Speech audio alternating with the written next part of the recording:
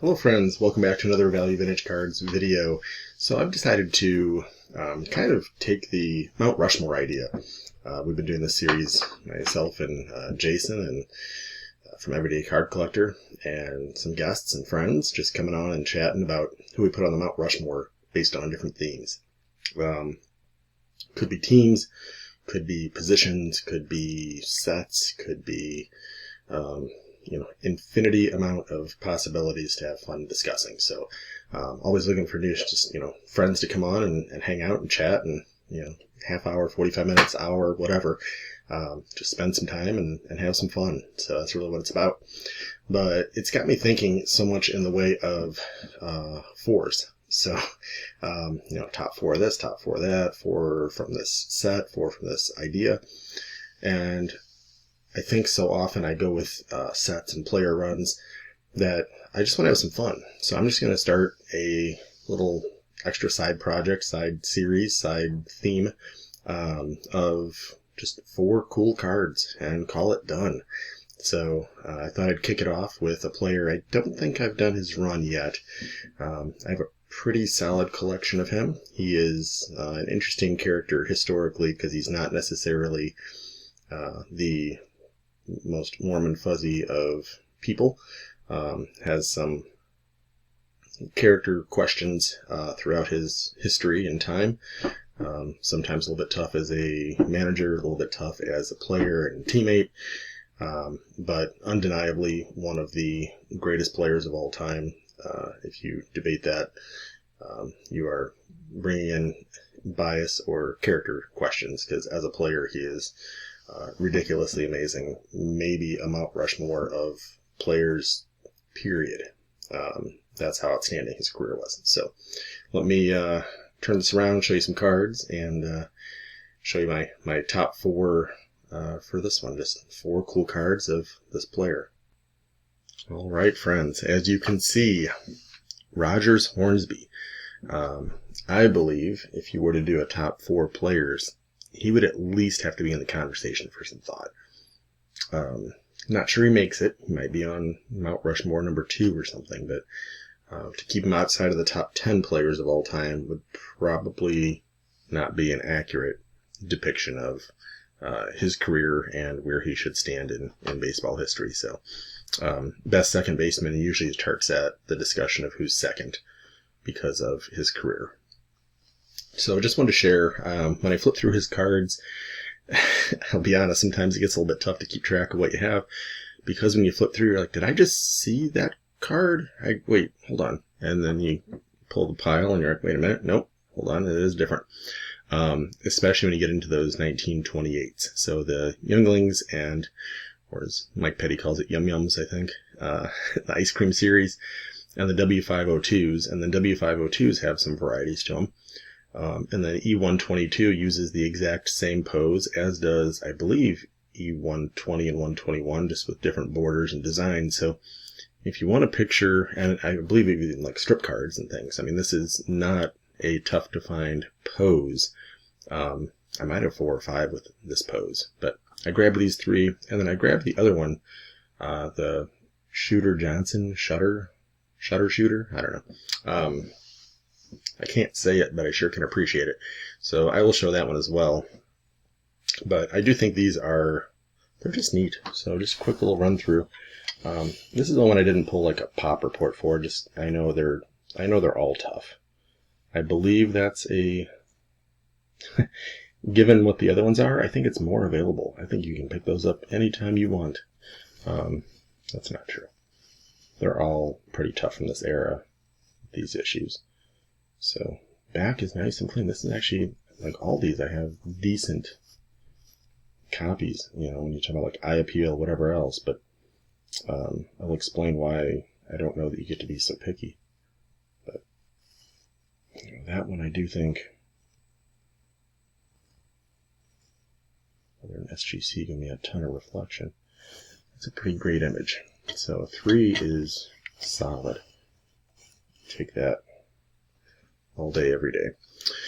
The one next to it, W502, there's 2 options with this. There is a blank back, and there is a back that has writing on it.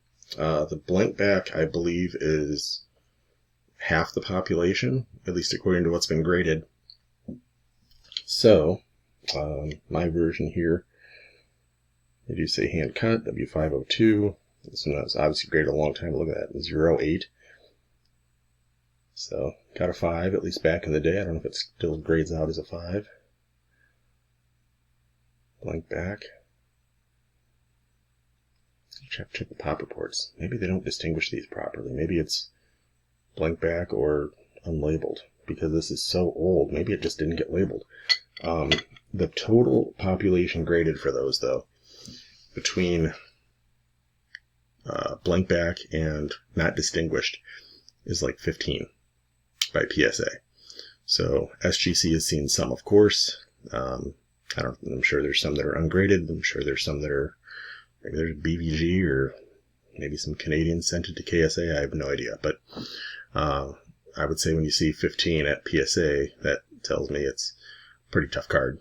Odd thing, because it's a W, these hand cuts, you do see a lot that are higher grade. So fortunately, a 5 is pretty strong, even with an old label. But there's usually some 6s and 7s, and there's some that'll be 1s and 2s and things like that. But the 5 is not like an outlier, highest graded ever kind of issue. But again, there's like 15. So even if it was the lowest graded, there's only 14 higher. So it's tough. The E122 set is actually even a little bit tougher. So how crazy is that? But this one, I want to see when I pulled the pop report, there was only like 5 graded.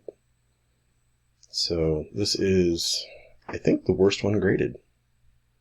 Congratulations me. Out of 5, I have last in line, and I could care less. If you're waiting for the other 4, good luck. I don't see this come up much. E122 is a very tough set. Back is pretty clean. It's got a 1. It's obviously MC is fair, but in terms of, eye appeal, color, I'm good at that. And the MC, honestly, I always say it bothers me on like 64 tops, because you can wait and get another one of the 1,000 that's out there. There's 5 of these. Even if SGC has seen a bunch, like, there's not a bunch. I'm sorry. So I will very happily take that. Keep that in the collection. Love that the poses are just so cool. He just looks like he's ready to, take the bat and hit 420 that year, because it seems like he did that every year for a while. And, hit 35, 40 homers, win a Triple Crown, stuff like that. Absolute monster. The last one I picked up somewhat recently.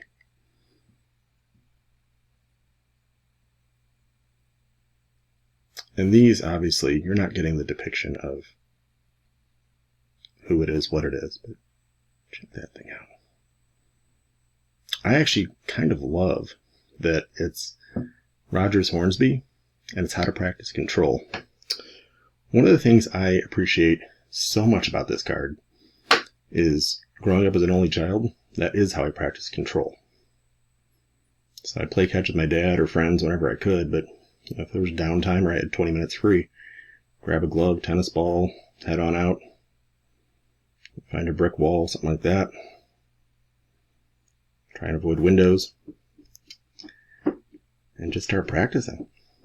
When I played second base, the first baseman always complimented me. He's like, every time I need to, catch a throw from third, I gotta reach and stretch, and it's low, and shortstop's always throwing high. Second base, right there. Piece of cake. Thanks, Richie. So, Major League Secrets, Pitching Tips by Hornsby. And actually that little bit of, right there, there's that little bit of like stuck in a photo album or something. A little bit of glue, scrapbook residue kind of thing. But I think that's so cool. Chicago, Brooklyn Candy Company. So it's not so much that the front is your Hornsby, it's the back It's Pitching Tips by Hornsby, which is in itself is cool that it's not hitting tips, it's pitching tips. It's really just accurate throwing tips. So I just wanted to share that. So for me, 4 cool cards will be somewhat of a recurring theme. I'm just going to grab 4 things that have some sort of a theme. This one's obviously just Rogers Hornsby super cool cards. So 4 cool cards. Looking forward to sharing more little mini videos in this format. I'll catch up with y'all later. Have a good one.